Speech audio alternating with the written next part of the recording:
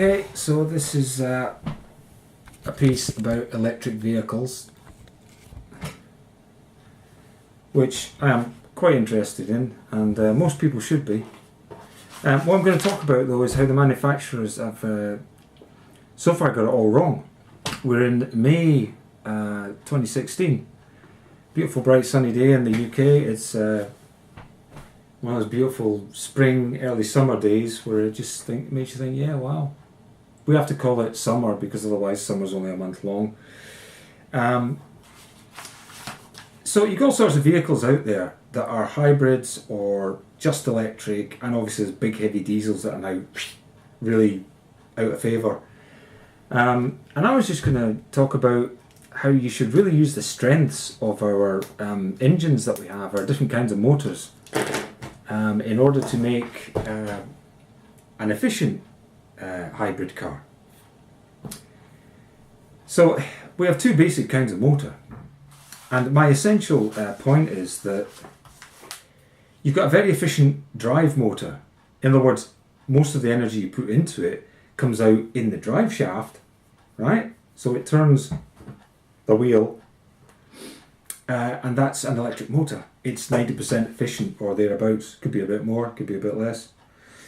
Then you've got the internal combustion engine. I think some people call it a thermal engine. The guy that is with the E-fan people, they make a little aeroplane with two little turbine things at the back of it that took a guy across the channel. I saw it fully charged. That show, the internet YouTube show, and the Robert Llewellyn that does it is really good. Is it Llewellyn? Is it Llewellyn? He's really good with all that. Anyway, point is, you've got the thermal engine is a good name for it because the internal combustion engine, petrol or diesel, is basically a heat producer. I don't know how efficient my gas boiler's just through there, and I bet it's about 95% or more efficient. Maybe it's 98% efficient. Only heat that escapes reduces its efficiency, but its job is to convert gas into heat. So if it converts every calorie, because that's how they measure it calorific, if it converts every calorie of gas or every cubic meter of gas it gets into heat, that'd be 100% efficient. Heat that goes into where you want it to go to.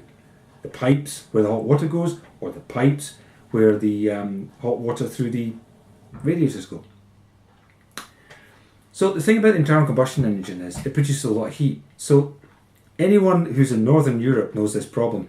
Electric cars, according to Robert Llewellyn, and I've got no reason to doubt him on the Fully Charged show, according to Robert Llewellyn, it takes nearly as much energy, and I think he's quoting from somebody else, it takes nearly as much energy to run the heater on a bad cold day as it does in an electric car to run the motor in certain conditions, yeah?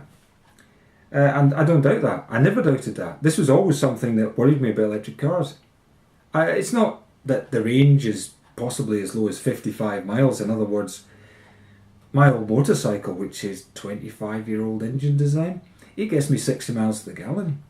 In other words, I could buy 1 gallon fuel on my motorcycle and go further than one of these cars on a full charge. So one of these cars is kind of just over a gallon for a car in terms of how far it'll take you. That's crap. Okay. But there's the problem of range anxiety and stuff, but here's a simple way to sort it. Only have electric motors driving the wheels. Okay? Only have electric motors driving the wheels. And the company that does this, they have a little car, River Simple. Okay, again, I saw this in the Fully Charged show, so I want to give the guy credit. But River Simple have this funny little car. Well, I don't mean that as an insult. It's a cute little car. It reminds me of an old-fashioned Citroen. In the back wheels are kind of hidden. Okay, that's the cute little car. This is better looking than that. It's got wheel arches and stuff at the front. Yeah, okay, right. So, and it's got really skinny wheels and stuff. The guys in Cambridge of River Simple Motor Company have really done a beautiful job on it. And, you know, Fully Charged show, when they examined all this, they went to the guy's little factory unit and stuff. Really, really good. And the big thing they do, and I came up with this concept in 1990, as my ex-wife could testify. But the fact is, this is now taken off, and this is the only way to go. Transmissionless drives. So you have the wheel. I call it motor in a wheel. You got the tyre, and then the motor is a load of magnets and the bits and pieces that you need. Yeah? That's the motor in there, and that's your rubber tyre around there. Yeah? And the steel bit of the wheel, or the alloy bit, whatever it is you want, probably make it steel if you're doing this. You put the motor in there, and then you stick that on the hub. Now, what River Simple say is this gives you massive regenerative braking. And of course it gives you relatively good torque when you take away. And because every wheel's driving, it's not dragging wheels. It's complicated how this works, but skinny wheels, yet all of them driving, you can make the wheels skinnier because all of them are driving. It's complicated, but that really fixes a lot of problems. Okay, so that's the first thing.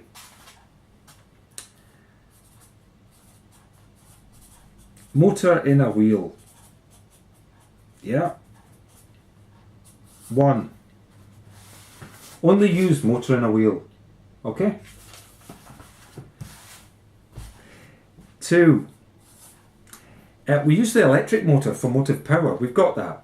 But what do we do when we need to charge the battery and stuff? Well, you can go somewhere and plug it in. What is the internal combustion engine good at? It's good at producing heat. Now, in northern climates, where, I hate to say this, but a lot of affluent people live in northern climates. I don't feel like one of them myself, but that's a fact. You need heater in your car, so let's just assume that if you're at night in the desert, it gets damn cold. If you're in a northern climate, you need a heater most of the year round. So you need heat. You can use the 85% of heat that's produced, because an internal combustion engine is 85% efficient as a heater. It's only 15% efficient as a motor. So, internal combustion engine can give us two things.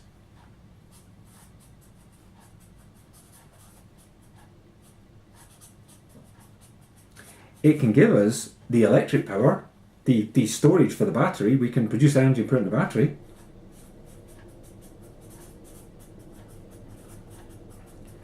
Charge the battery, yeah, and that is 15%, because what it'll do is it'll come out the engine, you see, as a shaft. Then it'll turn some kind of generator that'll charge the batteries, yeah. But you can use the 85% output for the heater. And that heater can heat the batteries in cold weather, or the cabin in cold weather.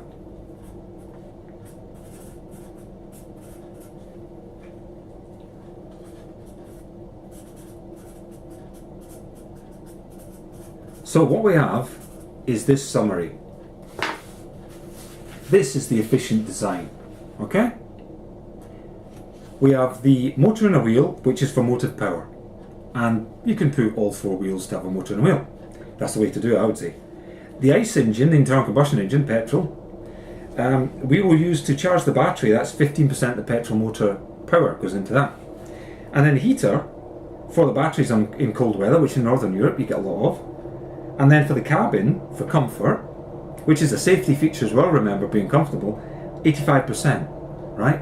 So you don't need, you think about it. An internal combustion engine, if you could make it as efficient as an electric motor, a sports car wouldn't need a 1400cc turbocharged engine. A sports car would need one that is roughly an eighth the size.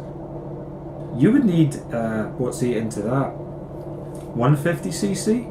Add on a little bit. Let's say 250cc turbocharged engine.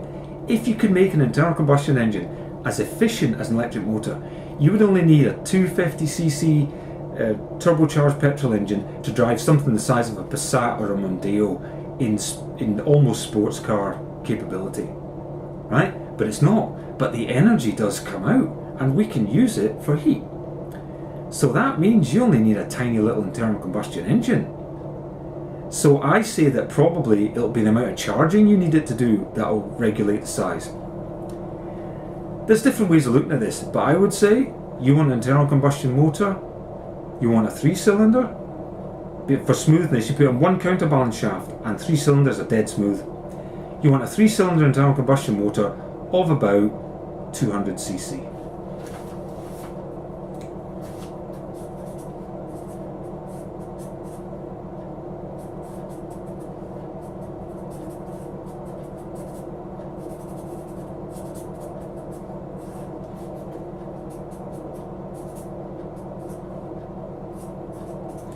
And that is the efficient car.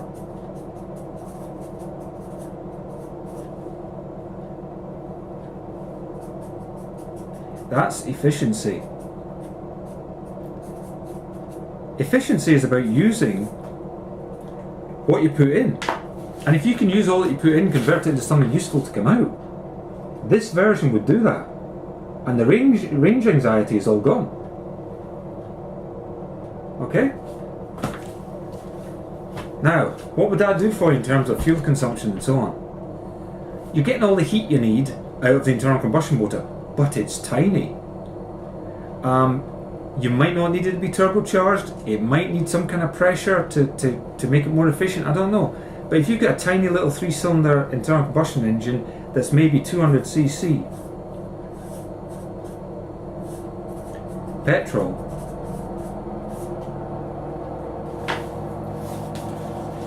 that's really my solution. And already electric cars cost about 1/5 to go the same distance. In other words, you spend a £5 with an electric car, you'll get 200 miles. Spend a £5 on the petrol car, it'll take you 40 miles or so. Maybe 45, maybe 50. Yeah? But this is the most efficient solution for this time.